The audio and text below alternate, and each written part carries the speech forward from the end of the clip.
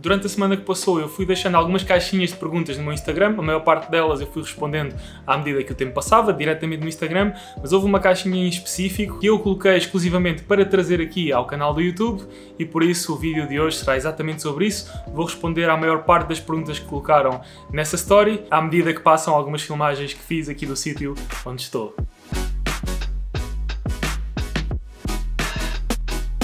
E a primeira pergunta que temos é aqui do André, que pergunta por negócios rentáveis, excluindo o imobiliário. Quase todos os negócios são rentáveis quando bem feitos e quando tu ou quem está à frente do negócio se identifica com o propósito desse mesmo negócio. E basta pensar nos negócios mais simples e mais antigos. O que me veio agora à cabeça é, por exemplo, sei lá, uma churrasqueira. Eu conheço várias churrasqueiras, uma delas às 7 da tarde tem uma fila que dá uma volta a quarteirão. Existem outras churrasqueiras que têm 2 ou 3 pessoas, se tanto, nesse mesmo horário. Qual é que é a diferença? Se o negócio é o mesmo, se há diferença entre ambas. Sim, um dos negócios é muito melhor gerido, tem muito melhor marketing, tem um muito melhor produto, outro não. Por isso esta pergunta de negócios rentáveis excluindo o imobiliário é demasiado abrangente, mas o principal que eu quero aqui trazer para esta parte do vídeo é que não andem só a fazer as coisas puramente por dinheiro. É verdade que o dinheiro dá jeito, é verdade que o dinheiro é importante como retorno, mas se for esse o foco principal, muito provavelmente vão ser uma destas churrasqueiras que tem 1 ou 2 pessoas à porta. João pergunta, o ROI que utilizas depende da localização do imóvel. O ROI é o Return on Investment, retorno sobre o investimento. E sim, depende da localização. Se estivermos a olhar, por exemplo, para uma análise do ROI puramente do ponto de vista de rentabilidade em arrendamento, existem zonas onde eu consigo taxas de rentabilidade muito mais elevadas comparativamente, talvez, por exemplo, com as zonas circundantes de Lisboa, em que na área metropolitana de Lisboa o mais comum de arranjar em termos de investimento em rentabilidade é 5, 6, 7%, mas se for outras localizações consigo 10, 11, 12, 13, 14, 15, por aí afora. A diferença é que Lisboa, ou a área metropolitana de Lisboa, tem um nível de procura muito mais elevado do que uma cidade no interior e por isso em termos de valorização dos imóveis e a própria liquidez dos imóveis do mercado, ela tende a ser mais superior no mercado como a área metropolitana de Lisboa, comparando com uma cidade no interior com 30 ou 40 mil pessoas. Por isso, tanto posso preferir um imóvel que me dê uma rentabilidade mais baixa em arrendamento, contabilizando o seu potencial de apreciação a longo prazo. Por outro lado, se for para um mercado mais estável, que não tenha uma apreciação tão acentuada comparativamente com este que eu acabei de mencionar, aqui vou procurar rentabilidades em arrendamento mais elevadas para, de certa forma, balancear o retorno total do investimento. Próxima questão de um username que eu, na verdade, nem sequer me vou arriscar a pronunciar, que pergunta, investir no turismo rural,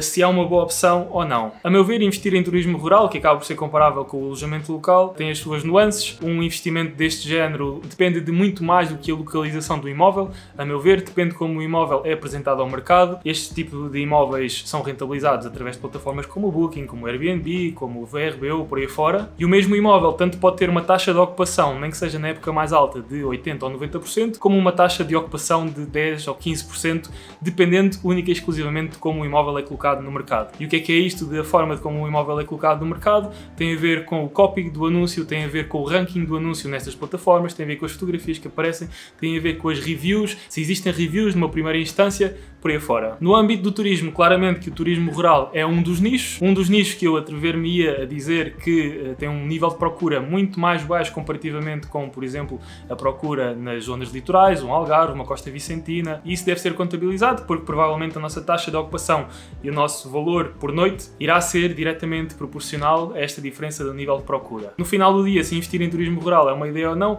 acaba por recair muito naquela primeira pergunta que foi colocada neste vídeo. Próxima questão, feita pela Maria, lojas transformadas em T0 ou T1 para alugar ou para arrendar, calculo eu. Isso depende se a loja já tem uma licença de utilização para habitação ou não, porque se a loja ainda estiver afeta a comércio, então em primeiro lugar não vai ser possível celebrar um contrato de arrendamento para fins habitacionais, ou seja, do ponto de vista do inquilino existe uma série de benefícios fiscais que podem ser aplicáveis quando a pessoa arrenda uma casa, que neste cenário em concreto não serão aplicáveis porque o contrato não poderá ser para habitação, e em segundo lugar, se a loja estiver inserida no condomínio, certamente que esta utilização que não para a loja irá gerar alguns problemas na maior parte dos casos. Por isso, Maria e restantes que estiverem a assistir ao vídeo, depende daquilo que eu acabei de mencionar. Próxima questão do Jalou, HPP ou habitação própria permanente, arrendar por quartos. Temos de avisar o banco, Jalou e restantes, se o vosso contrato mútuo de hipoteca referir algo ou tiver uma cláusula que mencione que o imóvel alvo daquele contrato mútuo de hipoteca será para uso exclusivo de X, e se esse X não incluir arrendamento, então sim, tem de avisar o banco. Caso contrário, se essa cláusula não existir, não têm de fazer nada. Mas por norma os bancos colocam essa cláusula, por isso basta fazer um aviso, não tem nada a perder com isso. Próxima questão da Fin Journal pergunta: a partir de que valor de rentabilidade vale a pena criar empresa para arrendar casas? Abrir ou não empresa não depende diretamente da rentabilidade dos investimentos, depende mais do volume de rendimento que é gerado, depende da otimização fiscal que será possível fazer em empresa versus a título individual, e não há uma resposta certa, não há, sei lá, a partir de 5% de rentabilidade ou 10% de rentabilidade, nem mesmo falando em euros, a partir de 10 mil euros por ano, ou de 15, ou 20, ou 30, não interessa, não há uma resposta direta. Aquilo que devemos analisar é os vários cenários fiscais, do ponto de vista de quem arrenda através da empresa ou quem arrenda a nível individual, e perceber se a nível individual e declarando os rendimentos na categoria F é mais benéfico ou não, comparando com arrendar os imóveis através da empresa, ou englobando na categoria F, ou abrindo atividade a título individual através da categoria B. E também a nível da empresa é preciso contabilizar os gastos fixos que uma empresa tem. Uma empresa tem custos fixos pelo menos com o contabilista, um contabilista certificado, que irá custar a partir de 150 euros mais IVA, sendo que o IVA não é dedutível na atividade de arrendamento, por isso há que considerar isso, para além dos custos de abrir uma empresa, e considerando também que, mesmo que tenhamos a melhor otimização fiscal a nível de empresa e até chegamos a pagar 0 euros de impostos através da empresa, o dinheiro que é gerado pelos arrendamentos está na empresa, e se vocês quiserem tirar esse dinheiro para título pessoal, vão pagar imposto sobre essa distribuição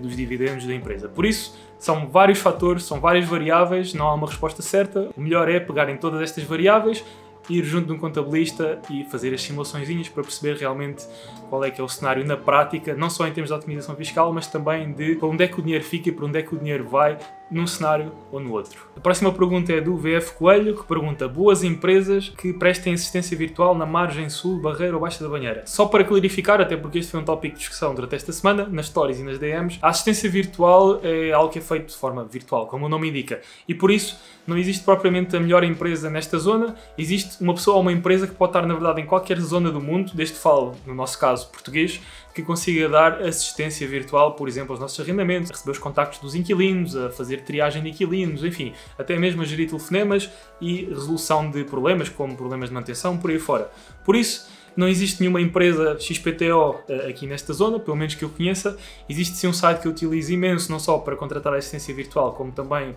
contratar outras especialidades, que é o Upwork, edição de vídeo, design, assistentes virtuais, contabilidade, por aí fora. E eu vou deixar o site aqui em baixo para que vocês possam ver, e lá podem literalmente colocar um anúncio de trabalho a mencionar que precisam de um assistente virtual para gerir os vossos arrendamentos, e certamente aparecerão candidatos, vocês entrevistam, escolhem e voilà, tem uma pessoa a trabalhar convosco que tanto pode estar a trabalhar na vossa cidade, como pode estar a trabalhar do outro lado do mundo, que isso não tem qualquer impacto desde que a pessoa faça o trabalho bem feito. Próxima pergunta é do Ruben Silva, que pergunta: when to flip and when to hold? Ou quando revender um imóvel, ou vender um imóvel, ou quando ficar com o imóvel? Ruben, eu vou dar a minha resposta. Certamente que a minha própria resposta iria dar asas a mais perguntas da tua parte, mas vou tentar deixar aqui a resposta o mais completa possível, pelo menos da minha perspectiva, do porquê manter ou revender um imóvel. De um ponto de vista mais abrangente, decidir entre um e o outro é óbvio quando tens poucos recursos e consegues fazer um investimento e alocas quase todo o teu capital àquele investimento e ficas com o dinheiro lá preso, num arrendamento, até pode ter uma rentabilidade excelente, mas a verdade é que aquilo, ao final do dia, vai dar um pinga-pinga de 100, 200 ou 300 euros e será difícil escalar o teu portfólio, porque vais precisar de dar novamente mais 20% de entrada, pagar novamente impostos da nova compra, custos de financiamento, se estiveres a recorrer a financiamento, claro, para continuar a evoluir e fazer crescer o teu portfólio. Neste cenário, eu diria que a opção que tem maior peso é certamente revender o imóvel, com as mais-valias geradas por esse imóvel, quiçá comprar finalmente um para arrendamento e o restante montante das mais-valias ser novamente investido num próximo imóvel, também ele para revenda, de forma a repetir este processo ciclicamente e fazer crescer o nosso portfólio de imóveis. Por outro lado, se tiveres a conta bem recheada e não sabes o que deves fazer ao dinheiro e até estás preocupado com questões como inflação, como ter demasiado dinheiro no banco ou coisas desse género, então certamente que alocar esse capital em investimentos imobiliários, em imóveis físicos, vão não só, e de acordo com a história, proteger-te contra a inflação, como também gerar uma rentabilidade em cima desse capital, e no final do dia esses 500 mil ou 1 milhão de euros ou aquilo que seja vão estar alocados a um portfólio imobiliário e sujeitos às características deste tipo de investimentos. Um outro cenário onde eu seria extremamente ponderado é um daqueles cenários em que o imóvel vale 100, nós conseguimos comprar por 40, fazemos obras no valor de 10 e no total temos 50 mil euros investidos num negócio, um investimento que vale 100 mil, e se realizar essa mais-valia no curto prazo não for uma prioridade, como por exemplo numa fase em que queremos crescer muito rápido no nosso portfólio,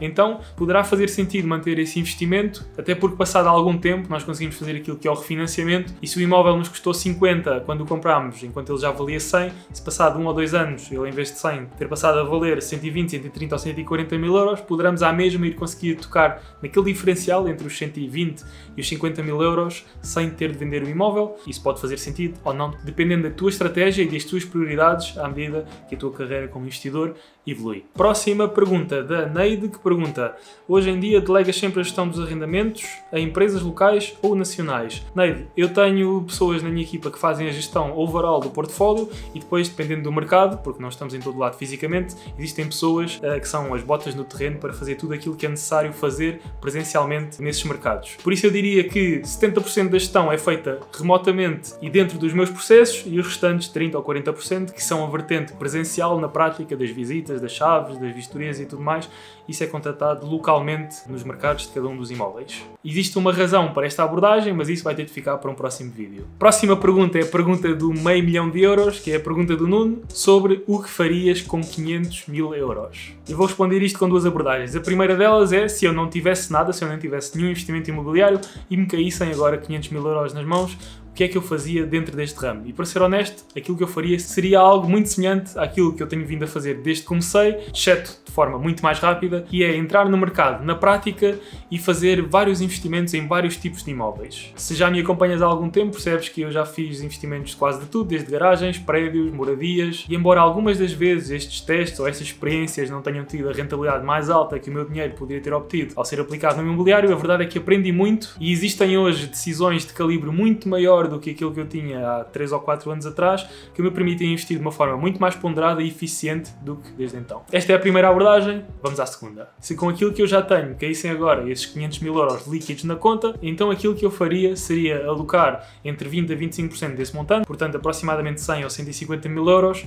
a um projeto totalmente diferente daquilo que eu tenho feito desde que comecei, e seria certamente no âmbito do alojamento local. E quiçá isso não aconteça muito em breve. Quanto aos outros 400 mil euros, seria essencialmente aquilo que eu já estou a fazer, pegar no capital que tenho, desta vez com 400 mil euros a mais do que aquilo que eu tenho atualmente, e fazê-los crescer, seja através de negócios no imobiliário, flips, fix and flips, como também a alavancagem de outros negócios direta ou indiretamente ligados a este ramo. A última pergunta do Renato é sobre a minha história de como comecei e como me quis tornar num investidor imobiliário. Isso é algo que não vai ficar neste vídeo, até porque este vídeo provavelmente já vai longo, mas uma coisa é certa, é que este tópico é um daqueles que está no topo das próximas gravações, seja aqui para o YouTube, seja para o podcast, que eu vou deixar o link também aqui em baixo. Este foi o vídeo, bastante mais informal do que os últimos. Espero que tenhas gostado do conteúdo, espero que tenhas gostado do formato deste vídeo. Se sim ou se não, deixa-me saber aqui em baixo nos comentários. Deixa um like no vídeo porque eu e o algoritmo do YouTube adoramos likes. Subscreve o canal se ainda não o fizeste. Nós vemo-nos no próximo e até lá.